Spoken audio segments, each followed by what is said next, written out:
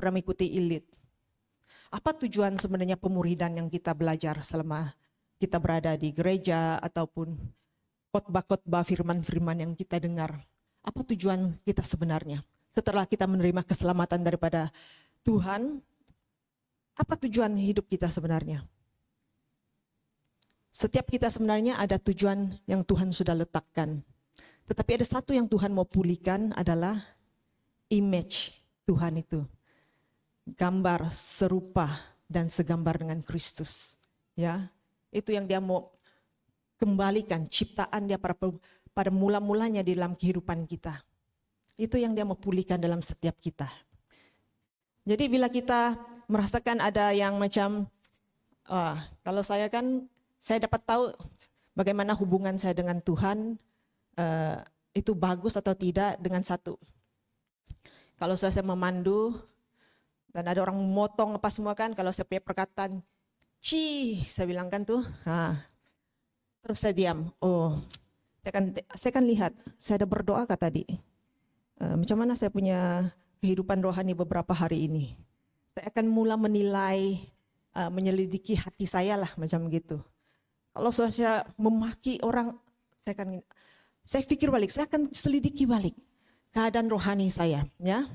Jadi itu cara saya lah, ya. Sebab kadang-kadang kan kalau kita sudah biasa hidup di dalam, ya macam orang yang melayani contohnya, sudah biasa lama melayani, itu suatu biasa sudah, macam tidak bisa sudah orang bilang.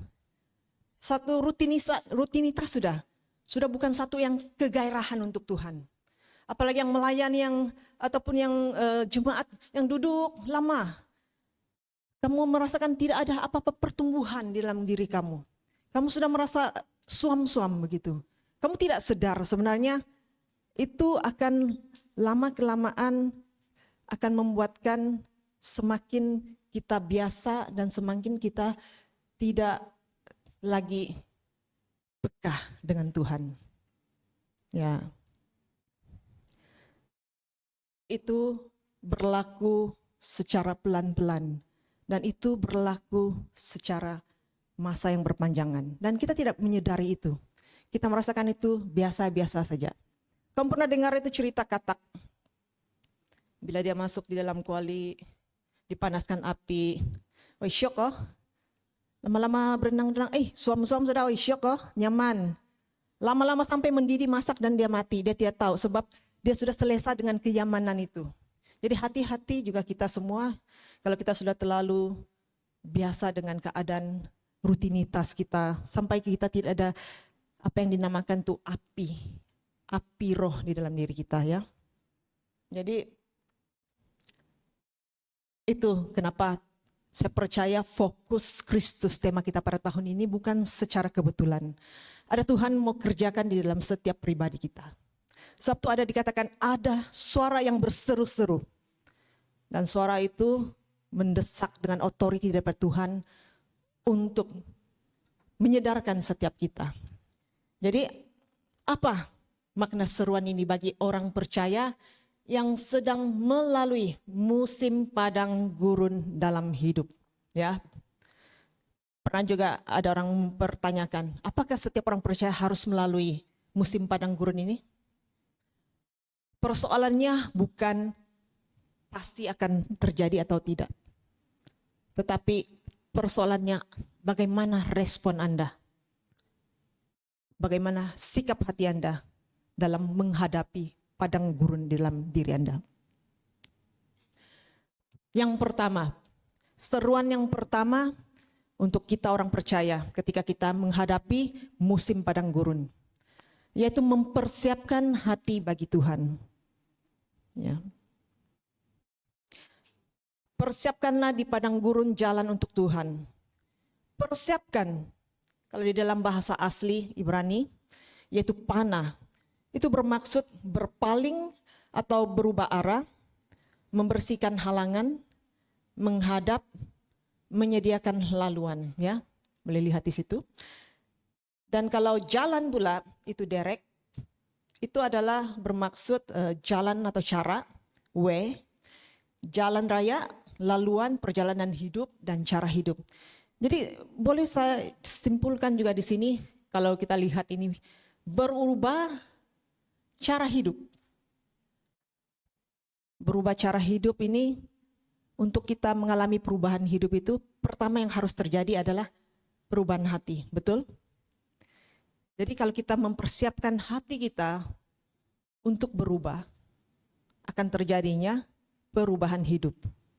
Daripada jalan dosa, berbalik kepada Tuhan, dan hal-hal yang lain. Ya. Jadi kalau di dalam Yesaya itu, Tuhan memanggil umatnya untuk mempersiapkan diri bagi kedatangannya. Sebagaimana jalan disediakan untuk menyambut seorang raja. Sabtu dikatakan persiapkanlah jalan. Ya, persiapkanlah di padang gurun jalan bagi Tuhan.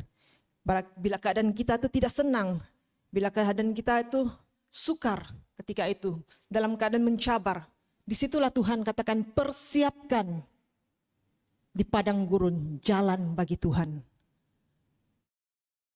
Kita harus membuka hati kita. Kita bukan mempersiapkan jalan raya itu untuk Tuhan datang. Tuhan itu tidak terbatas untuk datang kepada kita, karena Dia adalah Immanuel, Dia ada bersama kita. Tetapi Tuhan mau kita mempersiapkan jalan itu di hati kita untuk menerima lawatannya, pekerjaannya dalam hati kita. Ya. Jadi pertama yang seruan bagi kita yang berada di dalam musim padang gurun adalah mempersiapkan hati kita untuk menerima pekerjaan Tuhan. Apapun situasi kita sebenarnya tidak ada yang mustahil bagi Tuhan. Tuhan mengenal setiap pribadi kita. Ya, saya senang sekali kalau saya mau mengambil contoh tentang diri saya sendiri. Ya, saya juga mengalami padang gurun. Padang gurun, di mana saya sudah mula jatuh dalam daripada kasih Tuhan yang pada mula-mula begitu. Ini bermula pada pandemik 2020, di mana company kami mendapat proyek besar. Ya, bukan juga dapat proyek besar tuh suatu yang hore gitu. Sebenarnya itu adalah satu yang ditakuti oleh company kami, sebab kami partner dengan kontraktor. Dan kami selalu berdoa supaya kami tidak dapat proyek itu. Harga dia 2 billion lah begitu. Jadi fees kami sebagai perunding tuh kena diskon dapat 20 juta lah begitu daripada itu. Tetapi kesan daripada proyek itu sangat membebankan pribadi saya.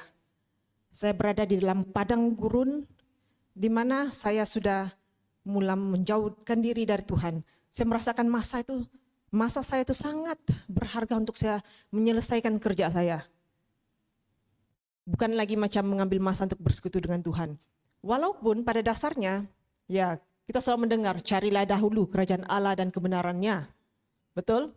Sehingga itu, supaya semuanya itu akan tambah kepada kita. Ya, saya tahu kebenaran itu. Tutup mata. Oh, kena hantar ini, kena hantar itu. Sudah mula distracted. Banyak hal-hal yang sudah mengganggu pikiran saya. Saya tidak lagi fokus Kristus. Saya mula mengerjakan pekerjaan saya sampai itu terjadi 2,5 tahun. Ya, emosi saya sudah tidak stabil. Saya cepat marah. And then saya bersyukurlah, sebab kalau kita kan kita yang mengikuti pemuridan, kita ada kumpulan saling begitu. Kita boleh sharing dan mendoakan. Dan saya bersyukur ada seorang teman lah, yaitu housemate saya, Sis Priska. Dia selalu mengingatkan saya bagaimana keadaan hubungan kamu dengan Tuhan, bagaimana doa kamu. Wah, masa itu saya pantang tuh kalau ditanya itu, sebab itu akan mengambil masa. Saya akan jawab sahaja, begini. Ada juga saya berdoa, ada juga saya gini, baca firman. Sebenarnya itu tidak lahir dari kejujuran daripada hati saya. Ya, saya hanya cakap supaya dia stop bertanya. Tetapi bila kita meletakkan itu kita tidak menggali dari kedalaman, kejujuran dari hati kita, situasi yang kita hadapi, Tuhan tidak dapat pulihkan di keadaan yang kita alami itu. Contoh, saya sebenarnya bila banyak sekali ditanyakan soalan kan, saya berdiam dan rupanya saya baru mengenal pribadi saya. Kenapa? Mungkin saya pernah memegang satu prinsip semasa saya sekolah menengah. Kami punya pastor dulu, dia cakap begini, kalau masalah kecil tuh anggap tiada, kalau masalah besar tuh anggap kecil. Wah, kedengarannya macam bagus kan? Saya pun peganglah itu. Ya, sebab Tuhan kita lebih besar daripada masalah itu. Betul kah? Saya pernah ceritakan beberapa student. Jadi saya pegang benda itu. Masalah kecil anggap tiada, masalah besar anggap kecil. Jadi itu yang saya tanam sampai orang tanya, kau oke kah? Oke, sebab saya rasa saya hadapi masalah kecil. Kalau saya rasa besar, ada juga lah yang tidak juga besar sangat lah. Begini saya masalah saya. Begitu. Jadi saya sudah tidak tahu macam mana ekspreskan masalah saya. Saya pendam dan itu tidak terjadi dalam masa tempo sekejap tau. Itu masa yang lama. Ya. Dan bila bersharing bilang, kenapa dorang boleh bersharing macam ni ya? Kenapa saya tidak dapat memperkatakan apa yang ada dalam hati saya? Sebab saya sudah kena trend. Bila cara fikir kita tuh sudah kena dilatih seperti begitu, kita sudah tidak macam kita kebal sudah macam tuh. Tetapi itu yang saya lakukan. Saya mau persiapkan hati saya bagi Tuhan. Sebab keadaan saya masa itu saya mula sakit dada bila kerja. Ingat saya kerja sakit dada, macam sakit jantung sudah begitu kan? Shaking.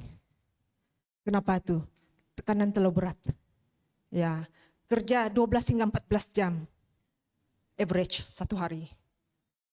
Lepas itu yang menyedarkan saya, sebab saya ini kan jenis yang saya harus menjadi teladan di tempat kerja. Saya tidak boleh lemah, saya mesti nampak kuat. Itu yang saya lakukan. Jadi beramai sudah di company kami itu yang terlibat dengan proyek ini resign. Semua tidak tahan. Tapi saya tetap bertahan. Sampai saya ada satu koordinator yang bersama saya tuh, wah, tengok ramai orang tuh lemah lah mereka. Semua sudah resign. Kita masih bertahan. Sudah 2 tahun. Dia kata lah begitu. Iyalah, saya macam itu. Jadi saya harus menjaga image. Sebab saya ini mewakili Kristus. Orang Kristen tidak boleh lemah. Oke, buat lagi sampai saya mengalami kemalangan. Bila saya pergi airport untuk pergi out session di Kelantan. Lepas itu saya baru sedar, wah kalau saya mati kan, saya bilang, company itu boleh tukar begitu orang tuh. Siapa juga saya ini kan, dia boleh cari ganti saja macam gitu. Kenapa saya bermati-matian bekerja untuk company, mereka tidak appreciate dan mereka memaksa. Dan pada akhirnya saya berpikir, saya mau resign. Dan ada satu macam beban tuh jatuh yang saya rasa ringan. Bila saya katakan saya mau resign, saya sudah buat surat ya. Saya sudah buat surat, saya mau hantar besok. Tetapi adalah teman-teman yang cakap, banyak betul komitmen kau, berdoa lagi. Kau sudah berdoa kah? Saya rasa macam lama saya berdoa lah. Tetapi saya tidak peka sudah dengan Tuhan sebab saya sudah guna saya punya kekuatan sendiri, cara pikir saya sendiri. Dan saya masih lagi berfikir-fikir sampai yang 2 bulan selepas itu akhirnya saya hantar surat itu. Barulah pertama kali dalam 2 tahun lebih itu, ya 2 tahun setengah sudah selepas berlalu itu, saya pergi mall, ngam-ngam masa itu Sis Priska ajak pergi shopping lah. Itulah pertama yang saya tidak pikir apa-apa, tidak pikir kerja. Damai sejahtera itu ada. Oh ini pula keputusan yang sudah Tuhan lama suruh saya. Tapi saya takut, siapa yang mau bisa kerja tempat lainnya? Sebab sudah 15 tahun saya kerja sini, adakah orang mau ambil saya? Macam gitu. Tapi saya serahkan pada Tuhan, sebab saya cakap dengan Tuhan, saya tidak mau melangkah terlalu cepat. Saya juga tidak mau melangkah terlalu lambat. Saya mau melangkah bersama Engkau. Jadi bila saya dalam tempo 2 minggu itu, Priska pun dorong saya, cepatlah buat resume kamu. Jadi saya pun buatlah. Bayangkan 15 tahun itu panjang betul. Apa mau tulis nih banyak lah. Setiap hari balik kerja saya akan ambil masa sedikit untuk tulis. Dan dalam tempo 2 minggu saya siap dan saya bagi dengan saya punya kawan. Dia hantar bagi satu company, saya minta tolong. Dalam 2 hari itu saya dipanggil untuk interview. Jadi saya puji Tuhan untuk hal itulah. Bila saya memilih Tuhan, Tuhan menyediakan yang baik untuk saya. Dan bila bos saya dapat tahu, mereka cobalah menahan dengan tawaran-tawaran begitu. Daripada executive director berjumpa saya, daripada director berjumpa saya, sehingga managing director berjumpa saya katakan tidak. Walaupun mereka akan membayar saya lamsam sekali untuk saya punya kerja yang kerja malam itu, sebab kalau kerja profesional dia tidak akan dibayar OT. Tetapi saya dibayar OT dan mereka kata, oke, kami akan bagi kau lamsam 12.000, sebulan 1.000 untuk kerja kamu malam tuh, dan kami akan tambah kau 1.000 kenaikan gaji. Kata tidak. Jadi saya mau persiapkan hati saya kembali kepada Tuhan. Dan masa itu saya sudah selesai notice 3 bulan, saya harus masuk kerja pada tahun 2024 lah, macam gitu. Saya akan lebih banyak cerita ya. And then saya ikut Sis Priska pergi outstation, dia pergi Langkawi. Masa itu saya menganggur lah, pertama kali keluar dengan menganggur, ya. Dan saya coba membangun jiwa saya, ya. Sebenarnya itu yang harus kita lakukan, membangun jiwa kita itu adalah tanggung jawab kita, bukan tanggung jawab orang lain. Sebab tuh, kenapa di dalam firman Tuhan, di dalam Mazmur itu, kita boleh belajar daripada Daud, Raja Daud ya. Bila dia mengalami situasi yang berat, dia membangun jiwanya. Mengapa engkau tertekan, hai jiwaku? Mengapa engkau gelisah? Tetap berharap kepada Tuhan, penolong dan rajaku. Itu yang dia coba bangunkan jiwa dia. Dan saya pelajari hal itu, setiap pagi saya bangun, saya duduk, saya berdoa, saya baca firman, saya menyanyi, macam itulah.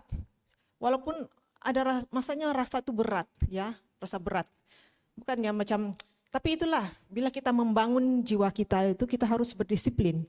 Kita tidak boleh mengandalkan emosi kita. Oh, saya rasa tidak rasa ada mood lah hari ini mau tuh. Tidak, kita yang harus membangun disiplin itu. Jadi pada pagi itu saya di hotel, saya membaca firman, Tuhan melawat saya. Saya dijamah Tuhan dan ya habis tisu tuh di hotel. Tisu di meja, tisu di tandas, semua habis, penuh tuh tong sampah. Jadi semua itu kan pekerjaan tuh, bila kita katakan pada Tuhan, saya mau buka balik hati, buka jalan dalam hati kita. Tuhan tuh sebenarnya rindu. Tuhan tuh sebenarnya sudah lama menanti-nantikan kita sebenarnya, tanpa kita sadari, ya. Mungkin kamu rasa biasa-biasa saja. Silau, Bang. Dibenarkan kan nih menangis di sini? Ya, saya mengingati kebaikan Tuhan dalam hidup saya lah. Jadi itu yang harus kita lakukan. Persiapkan hati bagi Tuhan. Persiapkan di padang gurun. Dalam apapun situasi kamu, kesukaran kamu persiapkan hati kamu untuk Tuhan melawat, untuk Tuhan bekerja, ya. Jadi mempersiapkan hati, merupakan respon pertobatan yang dinyatakan melalui perubahan arah hidup dan cara hidup kepada Tuhan.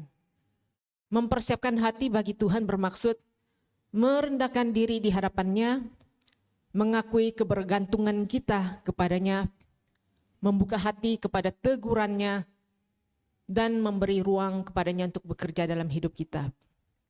Jadi hati yang dipersiapkan bagi Tuhan ialah hati yang bersedia menerima dan memberi respon kepada pekerjaannya. Sebab itu, bila kita berada di dalam padang gurun, dalam musim padang gurun, seruan pertama yang harus kita ingat adalah persiapkan hati kita, ya. Seruan yang kedua adalah menyelaraskan hati kepada kehendak Tuhan. Kita baca lagi bersama-sama. 1, 2 baca. Ada suara yang berseru-seru, persiapkanlah di padang gurun jalan bagi Tuhan, luruskanlah di padang belantara jalan raya bagi Allah kita. Nah, kalau dilihat di sini, luruskanlah di padang belantara jalan raya bagi Allah kita. Sebenarnya di padang belantara itu sama sih ya dengan itu. Dia satu family lah dengan padang gurun. Dia tuh di kawasan yang tandus, padang yang tandus juga. Jadi kalau di sini katakan luruskanlah, di dalam perkataan Ibrani, yasar, yaitu meluruskan, membetulkan, menjadikan benar, menjadikan lancar, menjadikan berkenan. Ya, jadi secara rohani segala perkara yang bengkok dalam hidup kita perlu dibetulkan. Sabtu dikatakan luruskanlah di padang belantara jalan raya bagi Tuhan. Jadi yang bengkok itu perlu dibetulkan di hadapan Tuhan supaya selaras dengan kehendaknya. Ini termasuk ketidakjujuran, kesombongan, pemberontakan, kompromi terhadap dosa, sikap membenarkan diri, dan perkara-perkara tersembunyi yang menghalang ketaatan kepada Tuhan. Ya, semasa saya sudah membukakan hati saya kepada Tuhan, Tuhan mula bekerja. Hal-hal inilah yang mula disingkapkan. Ketidakjujuran, saya tidak jujur dengan keadaan saya, sehingga saya tidak dapat mengalami pemulihan untuk apa yang saya tidak jujur. Ya, seperti kita tahu, SMY itu kita belajar keterbukaan adalah awal dari pemulihan. Tetapi saya percaya keterbukaan yang kita lakukan itu adalah didasarkan dengan kesadaran dan pertobatan akan dosa kita dan kita mengakui, ya. Kesombongan, ya sebenarnya bila saya coba menyelidiki lebih dalam lagi, dipimpin oleh Sis Priska, itu saya memang memberontak. Saya tidak mau orang mengetahui kelemahan saya. Jadi banyak hal yang saya tidak jujur begitu, and then itu mengambil proses yang panjang bagi saya. Pemberontakan adalah hal-hal yang saya memberontak. Kompromi terhadap dosa, sikap membenarkan diri sendiri, dan perkara-perkara tersembunyi yang menghalang ketaatan kepada Tuhan. Dalam tempo itu sebenarnya sebelum saya resign itu sebenarnya melayani bagi saya adalah satu beban sudah. Saya sudah tidak bergairah. Bila saya diminta buat itu, buat ini, saya mulai marah. Apa ini? Suruh-suruh orang begini, mau cepat lagi. Bukan juga saya dibayar. Sampai begitu, ya. Tahap saya yang sudah tumpul. Kan kita melayani adalah suatu penghormatan. Tetapi masa itu saya sudah merasakan satu beban. Terjadi pemberontakan di situ. Dan bila saya mulai menyelaraskan hati saya kepada kehendak Tuhan, saya mulai melihat bahagian di mana dalam hidup saya yang perlu diperbaiki. Ya. Jadi satu persatu didedahkan. Oh, saya begini pula. Ampuni saya Tuhan. Sampai ada beberapa siri yang macam kita ada Ignite, ya, ada Arit VG. Ada satu kita punya speaker masa itu, Reverend Justin. Ada satu khotbah yang sangat terkesan pada saya ketika itu, bila dia katakan,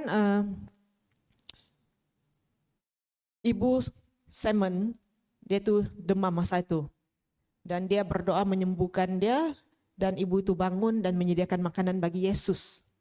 Jadi sebenarnya bagi yang berada dalam sakit rohani, Tuhan sebenarnya mau menyembuhkan kamu supaya dia boleh memakai kamu semula ya untuk melayani dia. Dan masa itu saya menangis, ya Tuhan saya itu. Dan pada masa yang sama juga Pastor Alizan, masa dia memberi tantangan autocall. Dia kata ada satu orang, dia sudah mau meninggalkan gereja, meninggalkan pelayanan. Saya lah itu. Saya mengalami musim padang gurun yang berat ketika itu. Saya pun tidak tahu kenapa. Kalau saya pikirkan kan juga lah saya melakukan dosa yang mengakibatkan orang lain mudarat, tetapi itu lebih kepada hubungan saya dengan Tuhan. Ya, lebih kepada hubungan saya dengan Tuhan. Sampai saya diselidiki sampai dalam, kenapa kamu melakukan semua ini? Kata Priska. Sebab sepertinya motivasi saya tidak benar, saya melayani dengan motivasi tidak benar, bekerja dengan tidak benar, seperti ada yang saya harus buktikan. Dan bila digali lebih dalam, sebenarnya saya melakukan semua itu karena saya mengasihi Tuhan. Tetapi cara saya salah. Bukan itu cara yang Tuhan mau. Ada kalanya kita merasakan seperti kita melakukan pelayanan kita itu untuk Tuhan.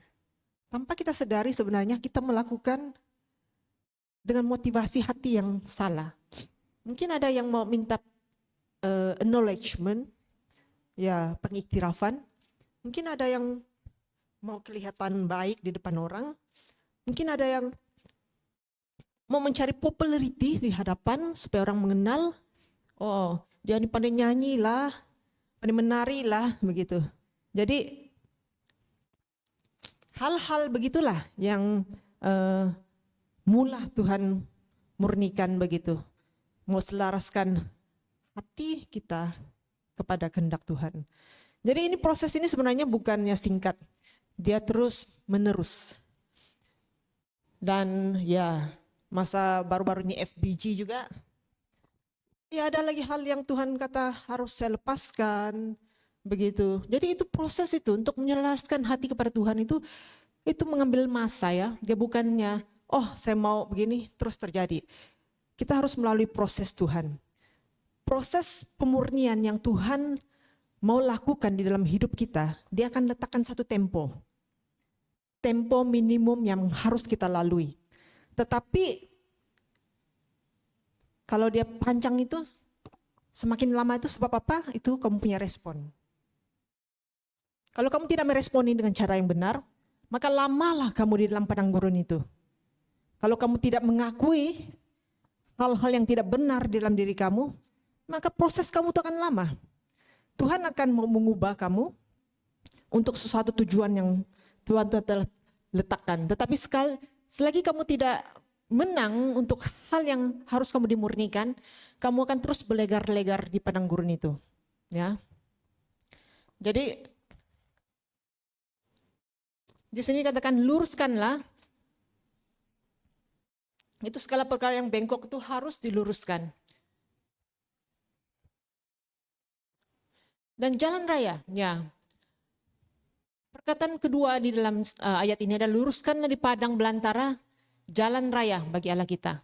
Dan jalan raya di sini yaitu Mesilah, ini sebenarnya jalan yang ditinggikan.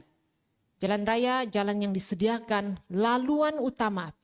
Jadi Mesilah ini sebenarnya merujuk kepada jalan yang dibina, ditinggikan dan disediakan khas untuk perjalanan yang penting, terutamanya bagi raja atau rombongan di raja. Jadi ini bukan jalan yang kecil yang tersembunyi, tetapi laluan yang jelas, terbuka dan bebas daripada halangan. Jadi bila dikatakan luruskanlah di padang belantara jalan raya bagi Allah kita, hal yang tidak lurus di dalam hati kita, yang bengkok, hal-hal yang tidak benar, tidak kudus, itu harus diluruskan. Karena bila kita sambut raja untuk datang di satu tempat, pasti kita akan menyediakan keadaan tempat itu dengan baik, bukan? Apalagi kalau macam kami ada satu proyek di Kedah, masa ex-Perdana Menteri dulu, Datuk Seri Najib datang melawat, kami harus menyediakan jalan. Beli apa semua tuh, kasih cantik, sampai kami proyek itu spend 200.000 hanya untuk buat jalan untuk dia saja. Yang sementara, itu satu bagi pembaziran lah bagi saya. Selepas itu harus dibuka balik, itu parking macam gitu. Itu sebab ya kalau kita piara raja, segala raja itu bukan pembaziran ya. Jadi kalau orang-orang yang ternama pun kita mau menyambut dengan baik, apalagi untuk Tuhan itu datang, kita harus make sure, pastikan yang jalan itu, hati kita itu betul-betul clear, betul-betul tidak ada lagi halangan untuk dia datang. Baru dia dapat menyatakan kehendaknya di dalam hidup kita. Ya. Adakah siapa-siapa yang tahu apa kehendak Tuhan di dalam hidup kamu?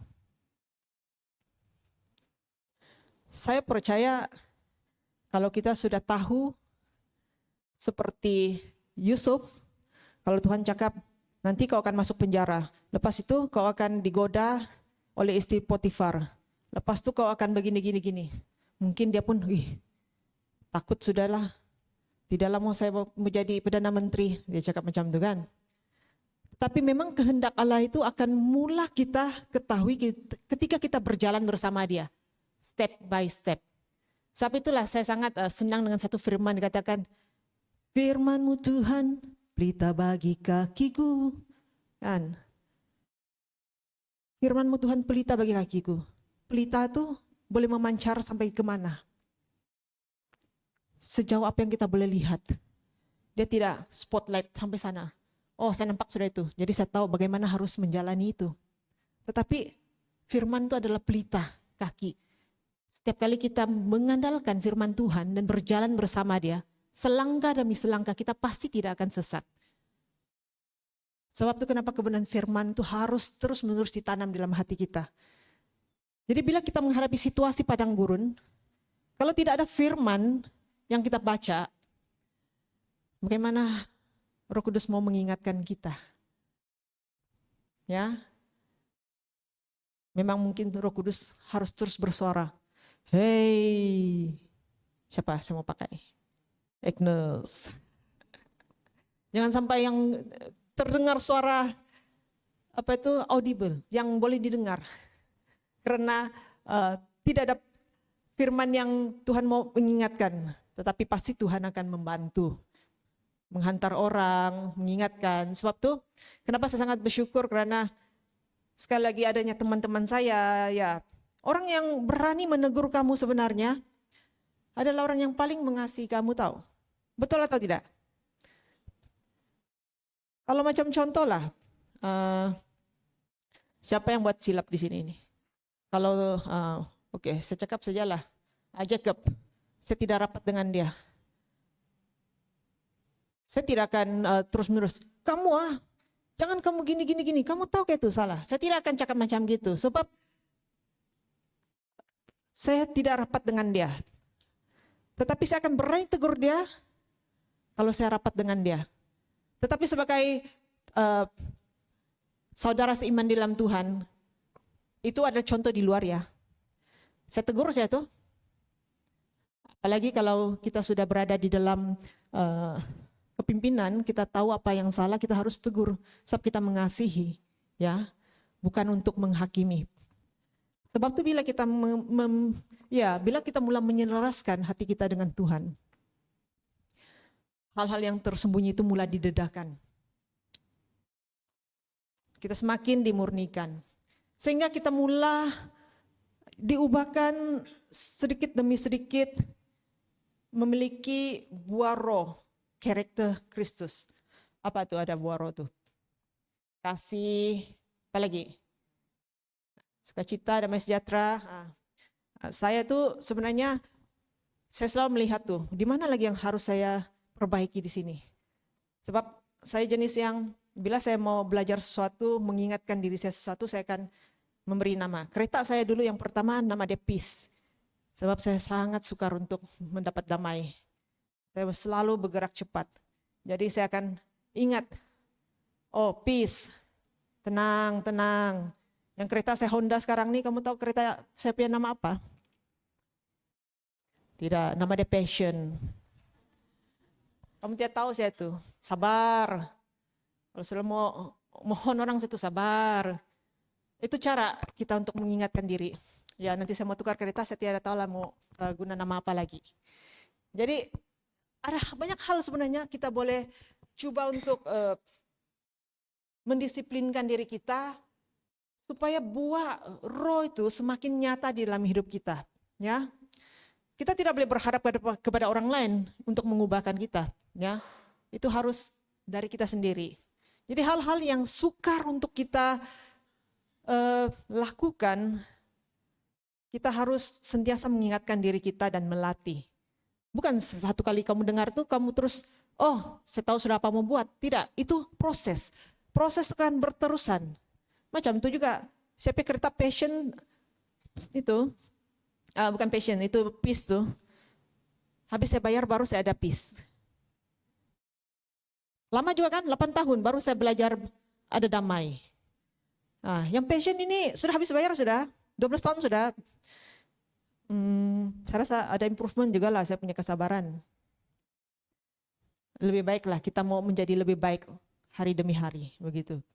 Jadi banyak lagi, mungkin penguasaan diri, ya, hal yang jangan lakukan. Tapi itulah yang menyenangkan saya. Hentikan. Nah, kalau macam terlalu makan banyak, stop. Itu memudaratkan kesehatan kamu. Penguasaan diri, itu juga satu. Semuanya makanan itu juga, ya, kesehatan kita itu tanggung jawab kita. Itu yang saya pegang lagi ya, hidup dan mati itu di tangan Tuhan. Jadi kita harus menjaga kesehatan kita juga ya. Jadi untuk kita menyeraskan hati kita dengan Tuhan, ya harus terbuka. Katakan terbuka.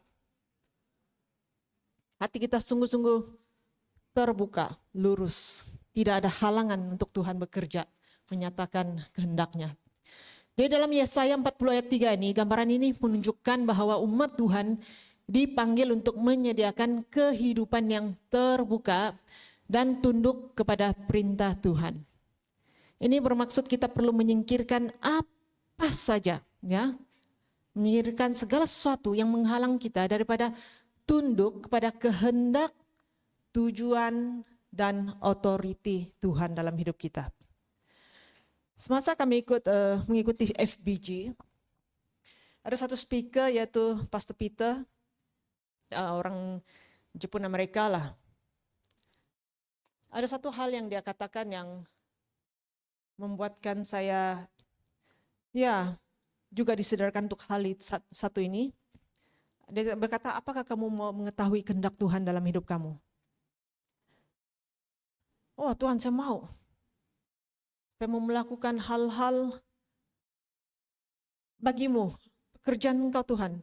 Apa yang kau mau saya lakukan? Saya mau tahu.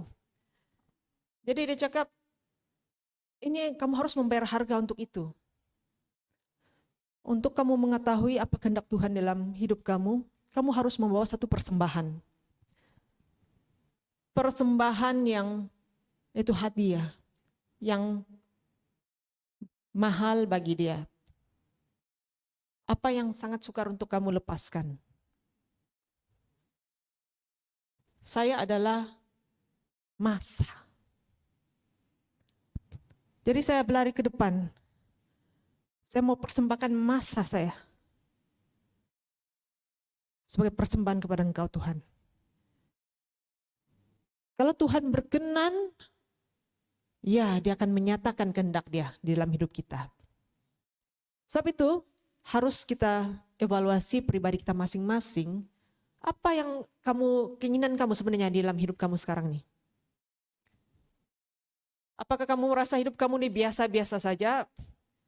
Seperti tidak ada warna-warninya? Hitam putih saja macam itu? Ya, tiada bunga di taman.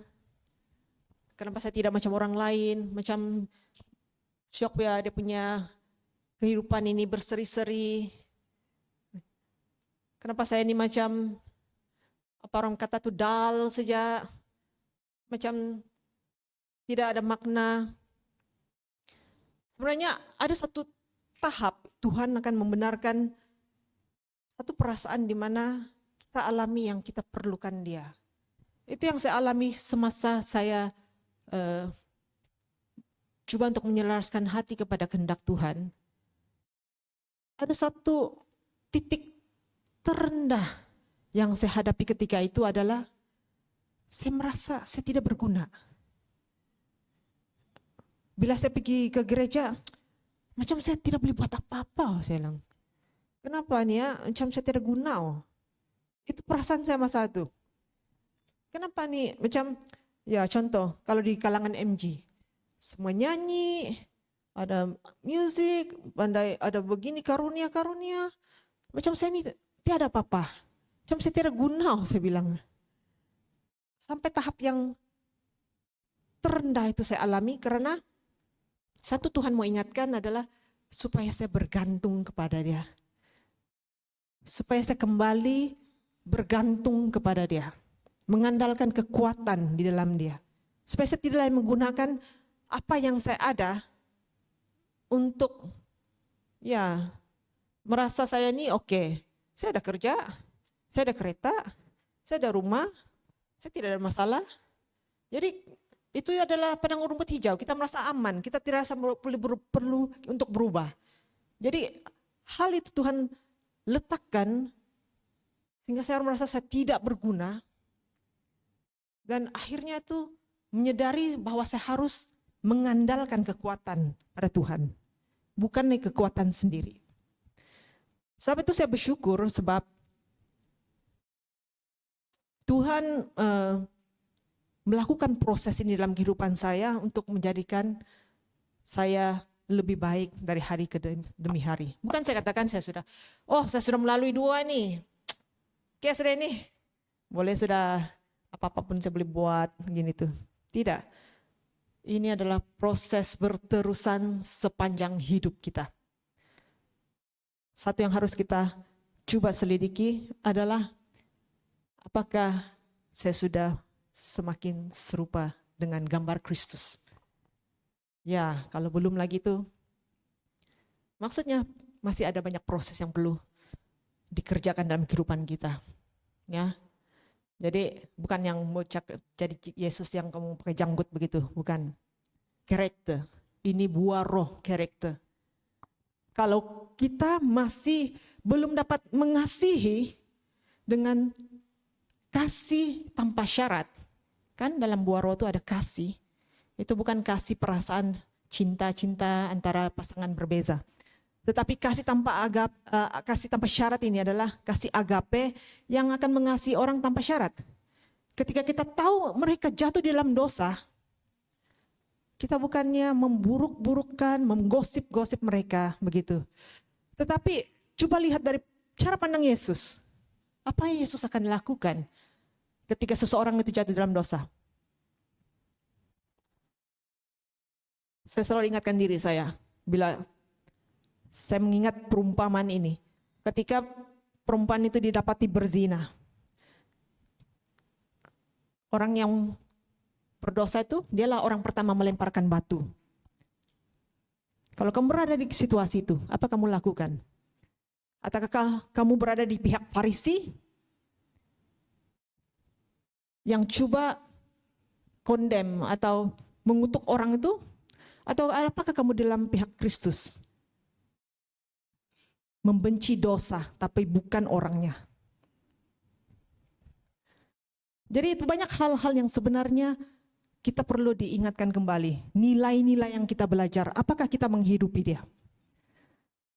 Jangan juga sampai kita berkompromi dengan dosa. Bila kita tahu orang itu melakukan dosa, kita menyokong dia. Jangan juga sekali-kali. Kita harus menegur dengan kasih Tuhan. Sebab kita adalah satu tubuh Kristus. Sebab itu kita harus belajar menyelaraskan hati kita kepada Tuhan. Itulah seruan yang perlu kita lakukan. Ya. Banyak hal yang saya alami di dalam kehidupan saya, di dalam proses yang Tuhan benarkan. Ya, saya mau Tuhan untuk melalui proses itu, supaya saya menjadi semakin serupa dengan Engkau. Ya. Jadi hati yang lurus ialah hati yang tunduk kepada kehendak Tuhan. Apakah kehendak Tuhan dalam hidup kita? Melakukan yang hal-hal yang baik, menghormati Tuhan, mengasihi Tuhan, bersyukur, itu juga kehendak Tuhan dalam kehidupan kita. Kadang-kala sukar, tetapi banyak hal-hal yang kita boleh bangunkan.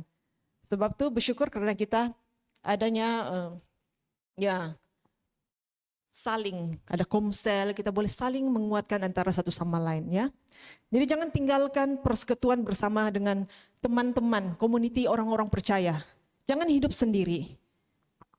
Ya, kamu harus ada orang yang bersama kamu supaya boleh saling mengingatkan, ya. Sebab itu cara Tuhan desain kita perlu one another. Kita perlukan orang lain. Ya. Kesimpulan, persiapkanlah dan luruskanlah adalah seruan Tuhan kepada umatnya supaya fokus kita tetap kepada Kristus dengan mempersiapkan hati bagi Tuhan dan menyelaraskan hidup kita kepada kehendak-Nya. Mari kita berdiri bersama. Saya mau kita bersama-sama untuk merefleksi atau mengevaluasi keadaan rohani kita.